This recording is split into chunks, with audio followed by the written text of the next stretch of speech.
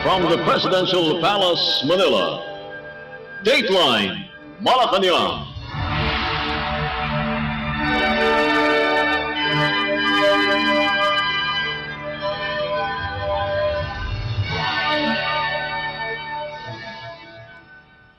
Good day. This is Dateline Malacañang, and here are the news. For our top story, Philippine President Ferdinand R. Marcos Jr. on Thursday visited the province of Palawan to provide vital assistance to farmers, fisherfolk, and families who were severely affected by the El Nino phenomenon in the program at the Edward S. Hagedorn Coliseum in Puerto Princesa City. The President provided cash assistance worth 10,000 pesos each to 20 selected beneficiaries from the region, as well as close to 100 million pesos in financial aid to the city government of Puerto Princesa and provincial governments of Palawan and Marinduque. In response to the challenges brought by extreme heat and drought, President Marcos Jr. also handed out agri-fishery assistance packages consisting of farm machineries, fishing equipment, seedlings, fertilizers, and financial support as part of the Department of Agriculture or DA's continued commitment to strengthen the country's agriculture sector. In his speech, the chief executive said the Department of Social Welfare and Development or DSWD will also provide 10,000 pesos to more than 6,000 beneficiaries under the Ayuda para sa Kapos ang Kita program or AKAP. President Marcos said he was supposed to go to the province of Romblon to lead the distribution of assistance there, but the weather did not cooperate. Let us now listen to the speech of Philippine President Ferdinand R. Marcos Jr. during the event. Maraming salamat sa ating House Speaker, Speaker Martin Romualdez, sa kanyang pagpakilala. Ang ating mga nagkasama rito ngayon, the Palawan 2nd District Representative, Representative Jose Alvarez, the Palawan Provincial Governor Victorino Socrates, the Marinduque Provincial Governor Presbiterio Velasco Jr., our host for this program today is the Mayor of Puerto Princesa City Mayor Lucilo Bayron. At aking mga kasamahan sa pamahalaan na nakikipagtulungan upang mapaganda ang buhay natin dito sa Pilipinas. At ang pinakamahalaga at ang pinakaimportante na grupo na nandito ngayon, kayo po ang aming mga magsasaka at mangingisda na beneficiary para sa pagbigay ng tulong namin ngayong araw.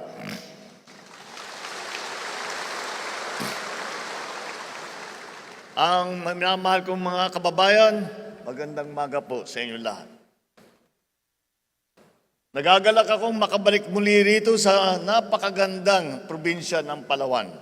Kapag nababanggit ng karamihan ang lugar ninyo, ang agad na pumapasok sa isipan ko, siyempre, ang Puerto Princesa, ang Coron, ang El Nido, yun ang kilala sa buong mundo. Bukod sa pagka-UNESCO World Heritage Site tulad ng Puerto Princesa Subterranean River National Park at ang Tubataha Reef National Park, nariyan din ang mga naggagandahang isla at dalampasigan na kilala sa buong mundo. Ngunit, hindi alam ng nakakarami na ang Palawan ay nangunguna din sa larangan ng produksyon ng pagkain. Bukod sa malawak na mga taniman ng palay, mais at niyog, mayroon din kayong kasoy, saging at kalamansi. Ang mga ito ay hindi lamang ninyong naibabahagi sa mga turista, kundi pati na sa mga kababayan ninyo sa iba't ibang panig ng buong Pilipinas. Kaya sa araw na ito, hayaan ninyong kami naman ang mamamahagi ng biyaya sa inyo. Kung sanay ang lahat ng magdala ng pasalubong mula sa Palawan, kami ang magdadala ng pasalubong sa inyo rito sa lahat ng Palawan. Hindi lingid sa amin na matindi ang naging epekto ng nagdaang El Nino sa inyong mga sakahan at palaisdaan. Ayon sa aming huling datos, umabot sa higit 3 bilyong piso ang nasirang sektor ng agrikultura dito sa Mimaropa, sanhi ng matinding tagtuyot. Kaya't marapat lamang na pag-ulanan naman namin kayo ng tulong upang makaahon kayo sa pagsubok na ipinagdaanan ninyo. Una rito, mula po mismo sa tanggapan ng Pangulo, magbibigay po tayo ng tigsa 10,000 piso sa ilang mga magsasaka, mangingisda at kanilang mga pamilya na higit na nangangailangan. Sa kabuuan, tayo ay magbibigay ng halos 100 milyong piso para sa mga benepisyado ng lalawigan ng Palawan at ng Marinduque. Bukod pa riyan, ang DSWD ay mamamahagi ng tigsa 10,000 piso rin para sa higit 6,000 benepisyaryo ng kanilang AKAP program.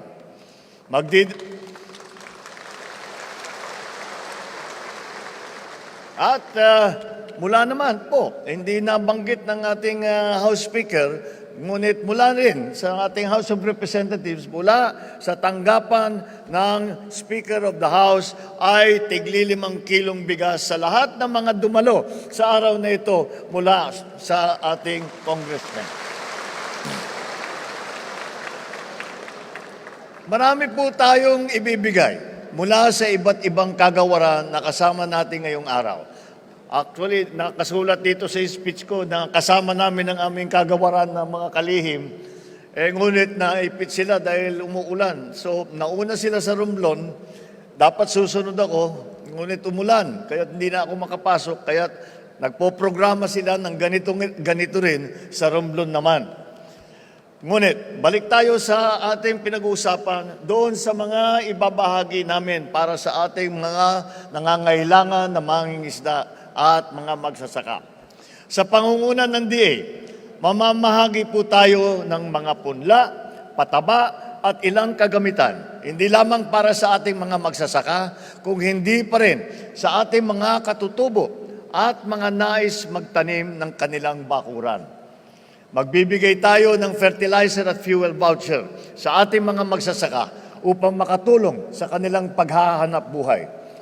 Mamamahagi din po tayo ng ilang unit ng traktor, rice combine harvester, walk-behind transplanter, pump, engine set, hammer mill, corn sheller at iba't iba pa. Mayroon din pong ipapamahagi ang BIFAR naman na 5 bangka, 3 lancha at 2 unit ng fish cage para sa ating mga mangingisda. Ang NIA naman po ay mamamahagi ng higit 8 milyong piso para sa operation and maintenance subsidy ng mga Irrigators Association. Ibibigay din po nila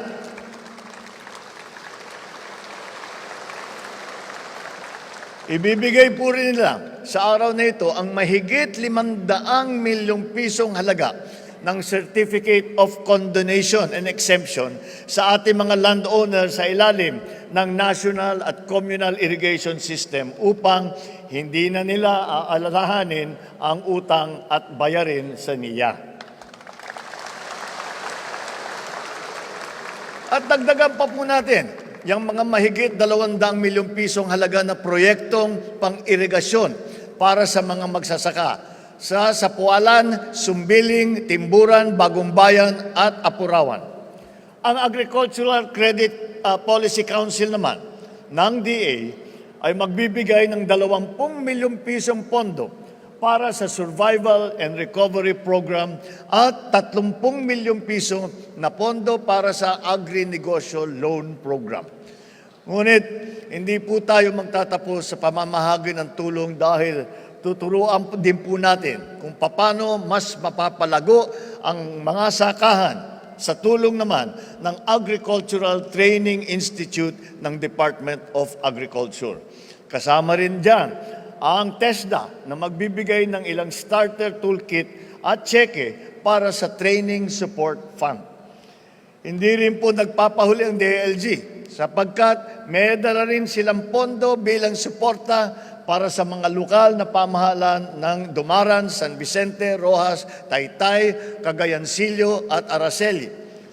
May dala din pong suporta ang DILG para sa mga rebelding nagbalik loob sa gobyerno at sa mga pamilya ng mga nasawing barangay officials dito sa Palawan.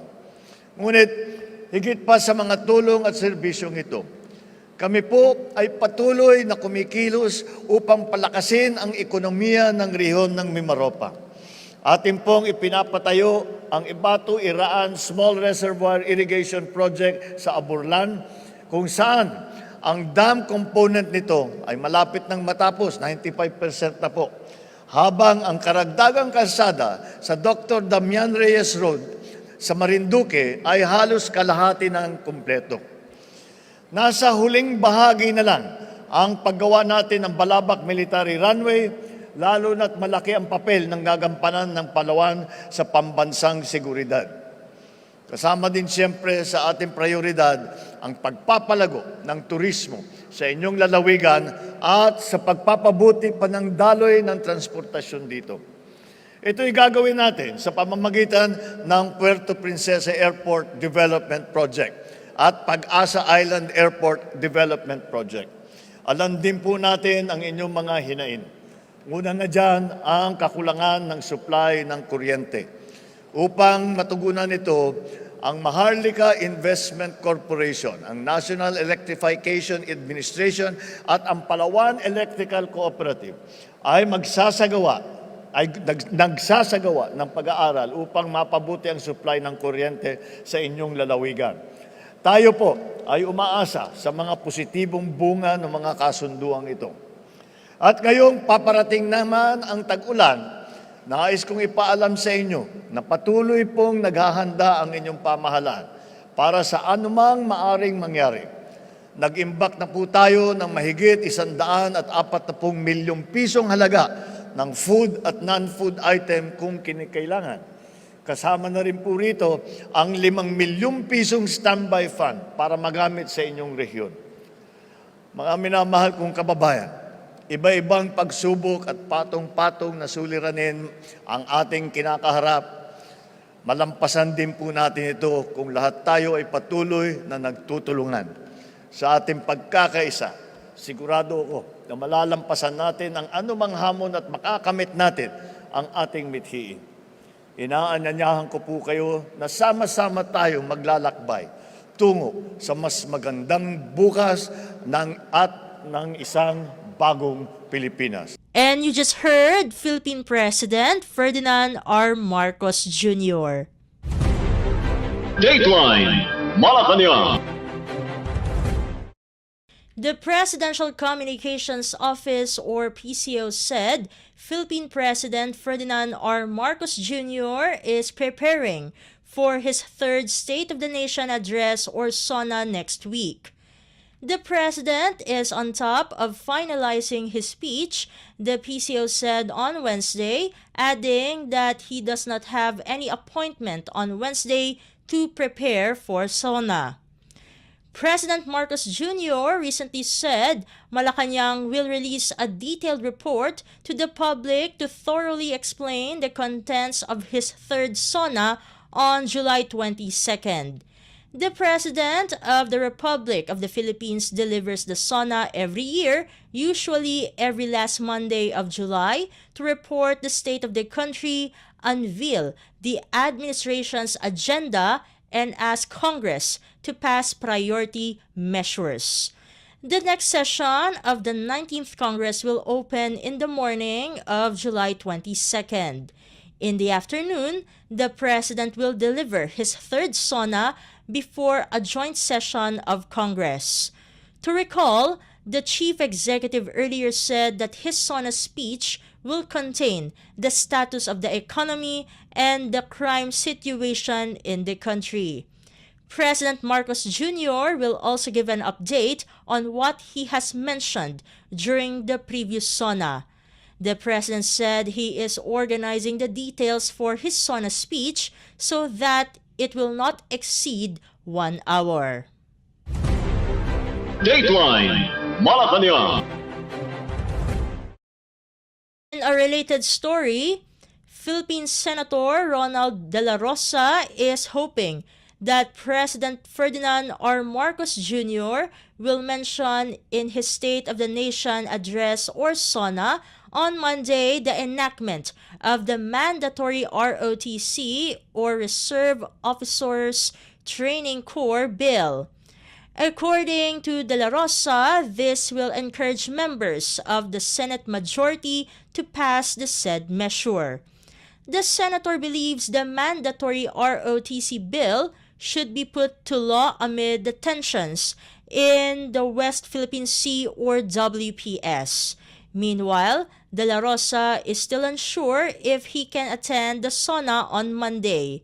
The lawmaker said there is a possibility that he can attend because his knee is feeling better. It is noted that De La Rosa is currently nursing his knee due to osteoarthritis. Dateline Malacañang.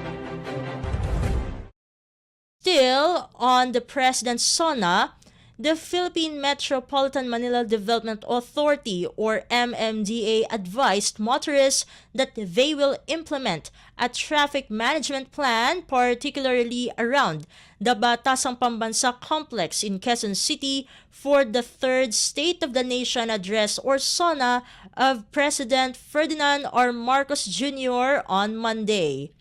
According to MMDA Acting Chairperson Attorney Don Artes, more than 1,300 personnel will be deployed on the day of the SONA to help with traffic, crowd control, emergency response, road and sidewalk clearing operations, and traffic monitoring.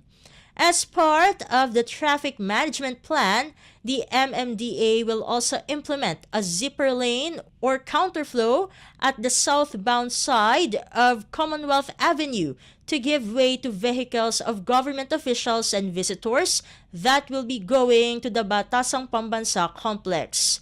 The Batasan IBP Road will temporarily be closed to motorists from 8 in the morning as part of the tightened security on the day of the SONA. Motorists are advised to find alternative routes to avoid the expected traffic along Commonwealth Avenue and around the Batasang Pambansa Complex, especially at 3 o'clock in the afternoon, where dignitaries are expected to arrive. Artes assured that the MMDA is 100% ready for the President's SONA. Dateline Malacañang. In other news, Philippine Department of Social Welfare and Development or DSWD Secretary Rex Gatchalian believes that the whole of government approach is the key to quickly distribute assistance to those in need, particularly disaster-affected families in the country. According to the Secretary, because of the good coordination between the DSWD and local government units or LGUs, the government was able to act promptly to address those affected by calamities. Secretary Gatchalian added the DSWD has also launched the Buong Bansa Handa program, or in English, the Whole Country is Ready program, as a response to the directive of Philippine President Ferdinand R. Marcos Jr. to improve the agency's capacity in providing help and service to its citizens.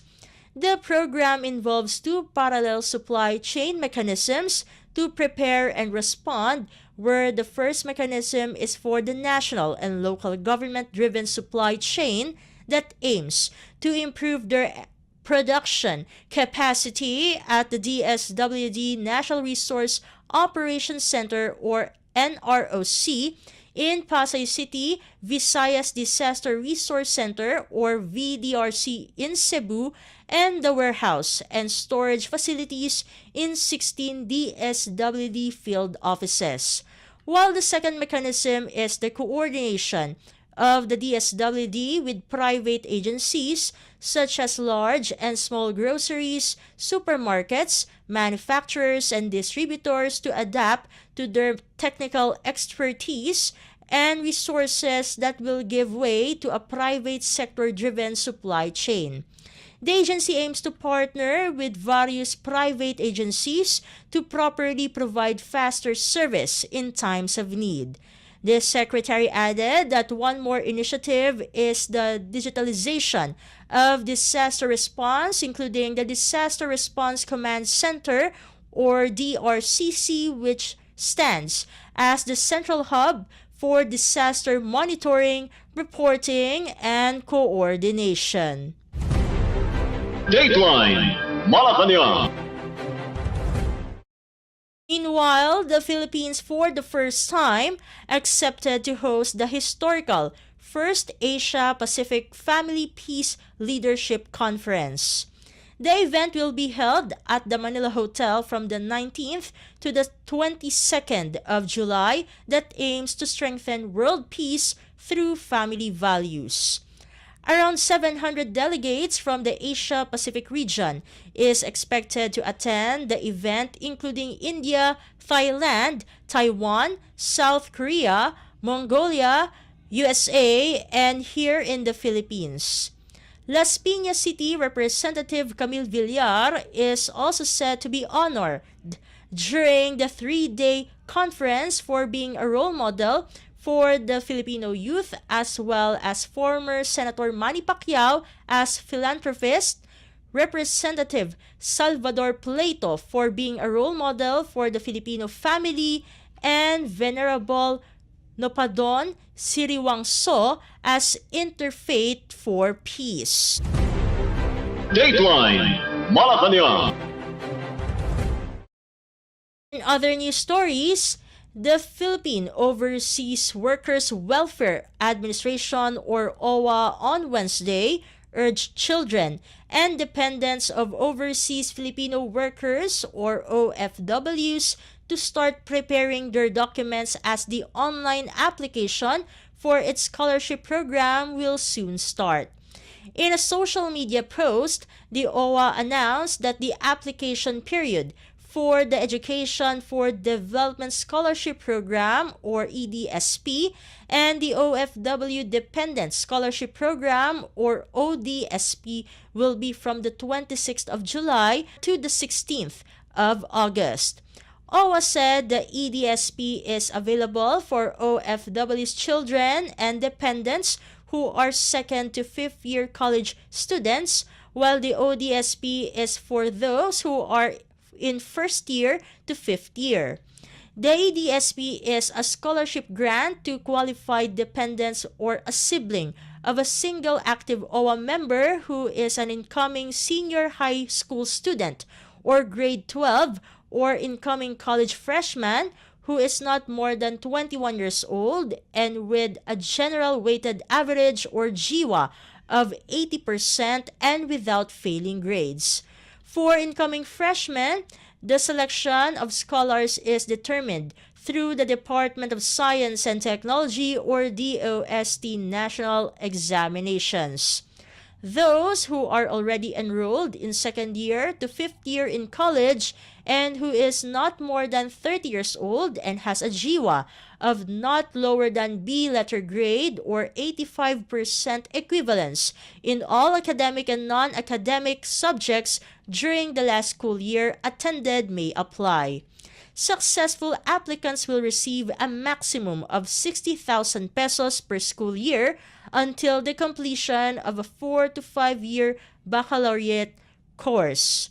Meanwhile, the ODSP is a scholarship program that offers financial assistance amounting to 20,000 pesos per school year to qualified dependents of OFWs who receive a monthly salary of not more than $600 and who shall enroll are currently enrolled or have been enrolled in any 4-year or 5-year baccalaureate course or associate course in any college or university. Dateline Malacañang. The Philippine Department of Transportation or DOTR and Japan International Coordination Agency or JICA agreed to coordinate in the development on the quality of the country's transportation system. This is after the DOTR and JICA sealed a technical cooperation project agreement that aims to improve the transportation system to attract commuters. Among the projects that JICA is ready to fund is the Public Utility Vehicle or PUV modernization, EDSA busway, active transport program, and EDSA greenways projects. In this way, Transportation Secretary Jaime Bautista said they target to decrease the number of private vehicles plying major roads such as EDSA and encourage them to use public transportation. The projects also expect to develop the public transportation's quality of service, such as fixed route for jeepney, bus, UV Express, and others. According to a study done by JICA, in 2017, the National Capital Region or NCR's economy lost 3.5 billion pesos each day because of traffic and possibly increasing to 5.4 billion pesos every day by 2035. Dateline Malacañang. And finally, the Philippine National Police or PNP on Wednesday said over 6,200 police officers have been charged for various offenses ranging from conduct unbecoming of a law enforcer to grave misconduct as a result of its intensified internal cleansing program under Philippine President Ferdinand R. Marcos Jr.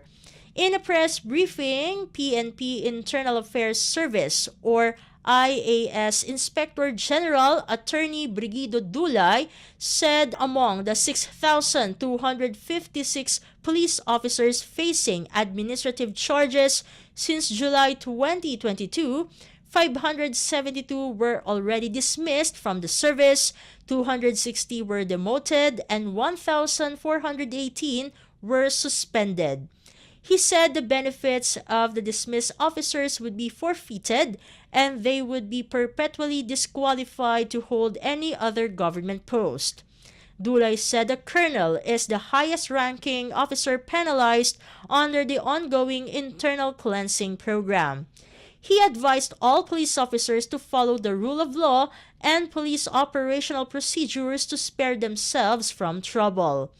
Dulay also urged the public to be vigilant and immediately report to IAS any illegal or suspicious activities involving purported police officers so that they may be prosecuted for the appropriate criminal charges. Dateline Malacañang. Before we conclude our program, Radyo Pilipinas World Service of the Presidential Broadcast Service is heard over the following shortwave frequencies: 15.640 MHz, 17.820 MHz, and 12.010 MHz.